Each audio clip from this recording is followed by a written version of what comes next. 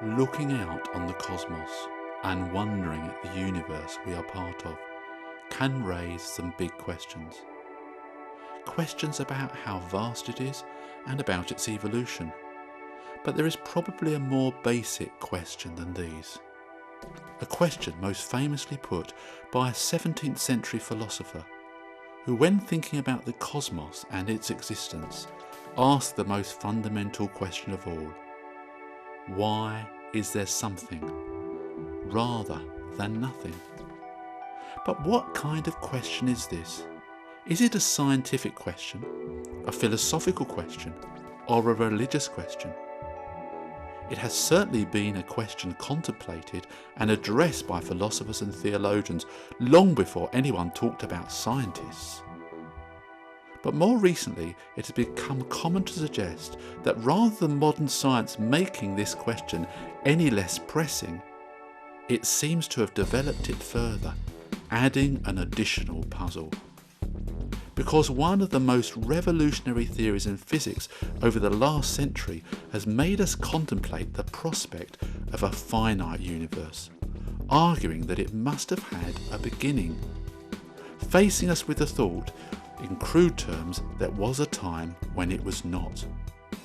So today we can add to the basic why question the additional puzzle that if the universe had a finite beginning, how is it possible that something that can come into existence from nothing?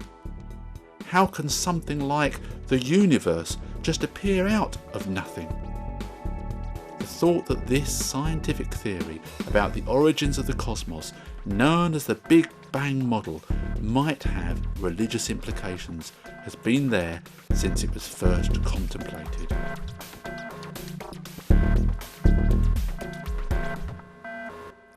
The scientist has scaled the mountains of ignorance. He is about to conquer the highest peak. As he pulls himself over the final rock, he is greeted by a band of theologians who have been sitting there for centuries. The contemporary philosopher who has probably done more than any other to press the religious implications of a finite universe is William Lane Craig. He has explored the puzzle of cosmic origins and the theological question it might raise in academic publications and with many atheists in popular debate, insisting that if the universe had a beginning, it must have had a cause that obviously transcends it. One wonders when one propounds an argument like this how effective it will be in public debate.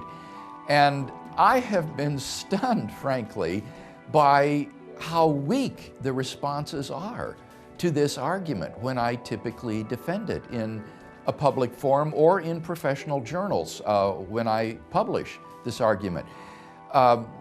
Philosophers seem pretty much at a loss as to what to say about the philosophical arguments for the beginning of the past. And I think that the responses that have been offered are quite weak and ineffective. And as for the scientific evidence, well, although people will sometimes make gestures toward alternative cosmologies which don't involve a beginning, what they usually fail to realize is that these cosmologies are largely discredited. In fact, the history of 20th century cosmology could be regarded as one a failed attempt after another to avert the absolute beginning predicted by the standard Big Bang model. So we've seen the steady state theory, oscillating theories, vacuum fluctuation models, inflationary theories, quantum gravity theories. They come and go, and what is inevitably discovered is either these models are mathematically inconsistent or incomplete, or in contradiction to observation, or else that they imply the very beginning of the universe that its proponents sought to avoid. So I have found that these arguments hold up extremely well in public exchange with opponents of natural theology. Now this basic argument that asks such a fundamental question about cosmic origins has become known as the cosmological argument for a creator. William Lane Craig, though, throughout his academic career as a philosopher, has breathed new life into a particular form of this argument, known as the Kalam Cosmological argument. This form of the argument does not just ask some general question about existence, but a particular question about what initially caused our universe to come into being. The Kalam cosmological argument is distinctive in that it argues for a first cause of the universe in a temporal sense, not in the sense of rank, as in, for example, Thomas Aquinas' cosmological argument, or not in the sense of a sufficient reason for the existence of the world, even if the world be eternal, as in Leibniz's version. It's different from the customary form of the cosmological argument that until recently has dominated modern discussions.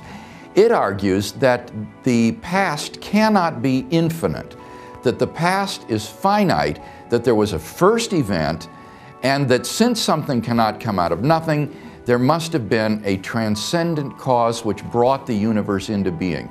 So the argument can be very simply formulated as whatever begins to exist has a cause, the universe began to exist, therefore the universe has a cause. And then you do a conceptual analysis of what it means to be a cause of the universe, and a number of striking divine attributes will fall out of such a conceptual analysis.